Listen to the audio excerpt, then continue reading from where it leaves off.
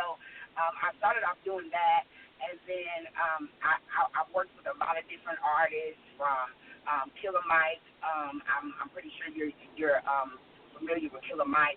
He was with he's still with Outkast. He was one of Outkast's first artists. Also, I started working with the Yin Yang Twins. I just, just over time, I just met so many different people in Atlanta, and I just love to rap. And I started seeing that I was really, really good at it. And then I transitioned to not only do rap, but to also, write songs. And so that's my dream, is to actually be, get Songwriter of the Year award. So cross your fingers for me. That's what I'm trying to get.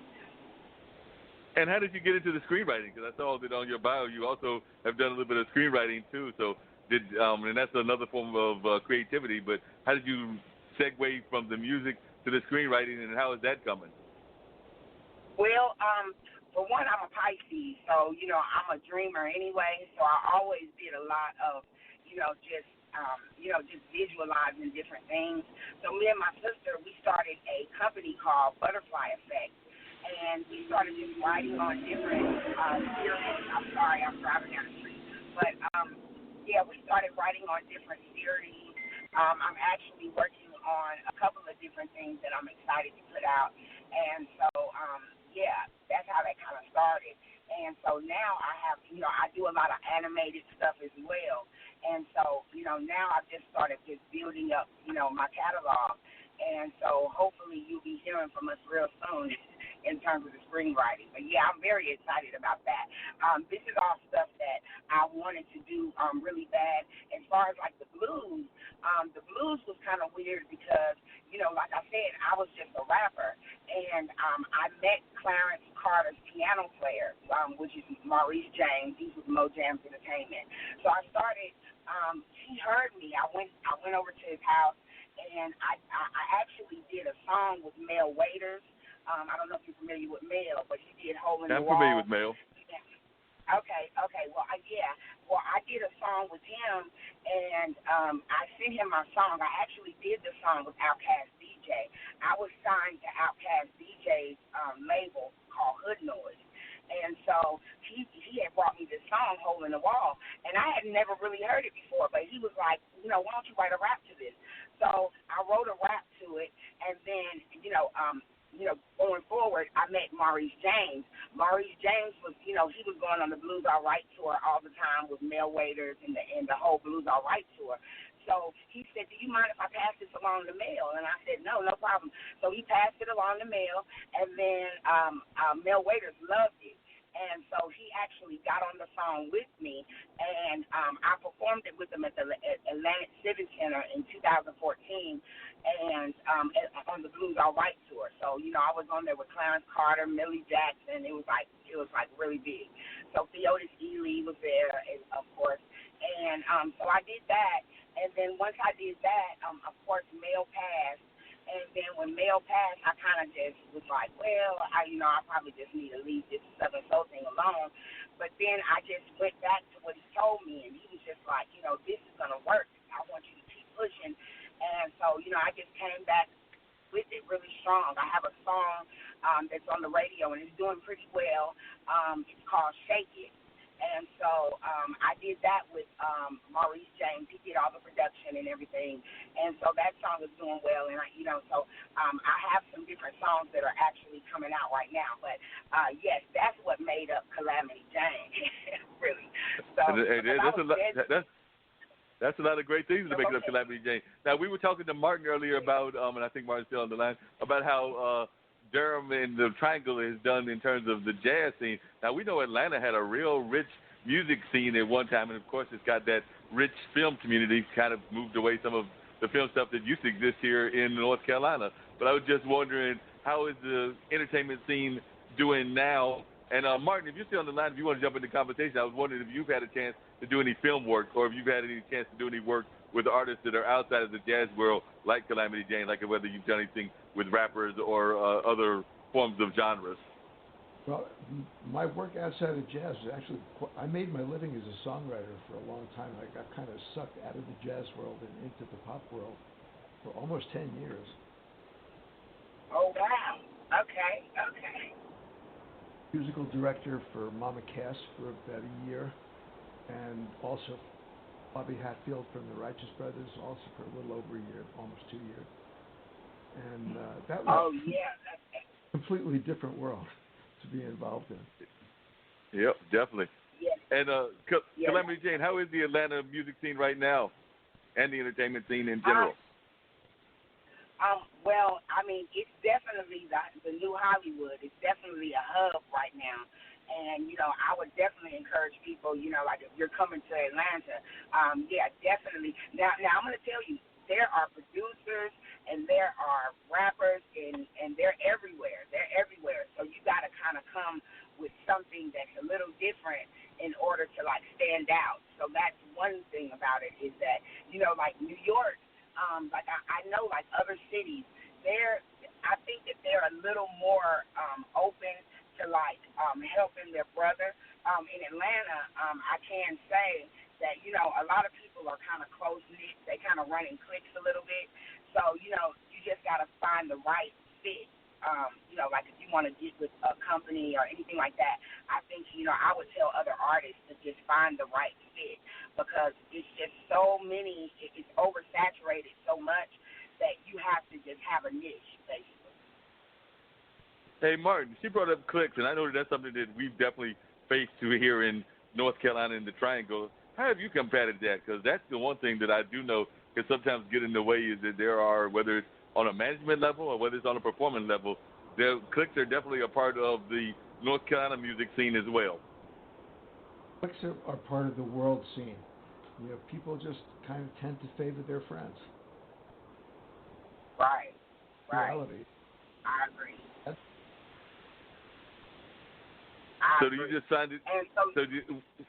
So when you find people that are working in those cliques and might be leaving you out, either one of you, do you just kind of like just try to avoid those cliques, or you just try to create your own clique? No, I don't try and form my own clique. I just try and be who I am and do my thing. I mean, if people are going to dig it, they're going to dig it. If they're not, they're not. And you can't really do anything about somebody's desire to just work with their friends or favor their friends. I mean, you can't get through that. Right. Yeah, that's real. And I think talent kind of speaks for itself. So, you know, I mean, the talent is going to shine through. You know, it's a lot of producers, a lot of rappers, but the talent usually shows for itself. So if you have something that's undeniable, I mean, people just can't deny you. I would say that, you know, in order to make it, it's like a race. So you have to be the person that, you know, wants to stand out. And if you're just kind of like blending in with the crowd, it's kind of hard to kind of make it that way. But I just say, you know, network.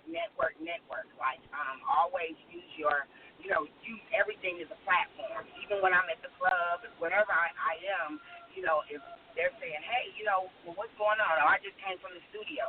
Just something like that would just open up a conversation of, oh, okay, so you're in the studio, you know what I mean? So you just kind of got to go for it. You can't be a, you know, shy person that kind of just blends in with the crowd. So, you know, like, I'm the type of person that I'm going to wear the bright yellow shirt versus if everybody's wearing white. You know what I mean? Like, you just have to be that person. And I think that and talent will go far. But if you just have talent, but then you're, you know, shy, then it's kind of hard to do it too. So you just gotta, you know, go for it. Yeah, that's true. Martin, when you talk to young performers, and there are so many great jazz performers, like you mentioned earlier, they come out of here, whether they come out of Duke, UNC, or Central, or even some of our schools over there in Raleigh, like Shaw and St. Augustine, places like that. What kind of advice do you give them? Because you've been doing this for a number of years, so I'm sure that oftentimes these veterans and new people that are coming out are asking you to give them advice. So what is some of the solid advice that you give them on a regular basis? Well, the only advice I can give is sort of just what Calamity Jane just said, and it's kind of a corny thing. It's nothing new about it. You can't force success. The only thing you can do is do what you do and do it well. Yep. That's really That's real true. Oh, Martin, would you tell us a little bit, because like I said, I mentioned it earlier, you've done a number of things with Willard for a while, and I've known Willard for a number of years. So how did that kind of transition happen that you got to work with Willard? Was that through the notebook store, or did Willard approach you when the blue coffee was going on? How did that whole thing come about? It's a great story. First of all, Willard, I love Willard. Willard is like my brother. I mean, he is one of the greatest people I've ever known. And I met Willard, oddly, Brother Yusuf. Not directly. I was playing at a concert for Brother Yusuf. Willard was in the audience. And Brother Yusuf made the introduction to you to Willard? Is that what I'm hearing? No, but the concert was for Brother Yusuf, and Willard just happened to be there. So Willard came up and introduced playing. But I didn't see him again for years. I had his phone number and his email in my phone book. I wrote a musical years ago. By the way, if there are any producers listening, it's great. I need a producer. But anyway, I wrote a musical, and I decided to do a recording of the score. I put out an email for everybody on my list saying, who's a singer, if anybody wants to audition for this recording I'm going to do, please get in touch. Willard got in touch. He was. He came over to my house. I didn't know any of the tunes that he knew, and he didn't know any of the tunes that I knew. Wow. So y'all managed to get that together. Now tell us a little bit about the musical, because like I said, and what would the musical involve? If you want to just give like a brief description of what the musical is, in case somebody is listening that is a producer. We have all kinds of listeners that they come from all kinds of backgrounds, doing some of the creative types like you just mentioned. So just give us like a little brief bio of what the musical is. Okay, it's nothing too grandiose. It's a jazz rock version of the Odyssey. Okay, that doesn't sound too grandiose at all. A jazz rock version of the classical The Odyssey. Yeah, and I owe it all to Kirk Douglas, because when I was wanting to write an extended piece and I couldn't think of what I wanted to write it about, and I was watching television one afternoon and the old Kirk Douglas. 5 minutes. Wow, so this is what I want to write. So sometimes we have to get inspired by things that we see on TV and just in regular life. So that's a perfect example of that. Right. It was cool. pretty fun. Yep. And I do a lot of composing, and I think this is either the best or some of the best stuff I've ever written. Cool. Well, we'll definitely have to try to find you some producer that can get that done and everything. I do know some film producers. I don't know if actually, I do know a theater producer, because actually the guy that just took over to do some work at the Haiti has some theater background and has done some production with his on-cue production. So I might have to put you in touch with Quentin Talley and see if he wants to take this project, since he's going to be doing a lot of work at the Hayti Center on a regular basis. So that might be one connection. And then I know some people that are theatrically based as well, like Irvin Truitt. So we'll have to see if we can't connect them with you to see if we can't get this jazz rock version of the Odyssey going. You know, given all the special effects, it would make a great movie, too. Yep, definitely. Lisa, before I get off and everything, we still got about another 15 minutes to go. I think you're still on the line. But I did find out from Lisa how people can get in touch with you on the blog. So if you're still there, can you tell people how they can reach out to you in terms of wanting to learn more about the stories and everything that you're involved with and this great wedding project? Sure. The easiest way is to go to the website. It is awpmagazine.com. Because from that website, you can go to recent articles or newest articles, and you can get to both of the blogs. You can get to the AWP Magazine blog, which is the American Wedding Project blog, and you can also get to the LA Rocks Life blog, and that's the blog that's about the traveling and the interesting people that I meet on the way, and the doctor stories and all that kind of stuff. It's an eclectic, congenial blog, but you never quite know what I'm going to publish next week. So that's the easiest way is is awpmagazine.com. Okay, and have you had the pleasure yet of coming and doing any weddings or events in either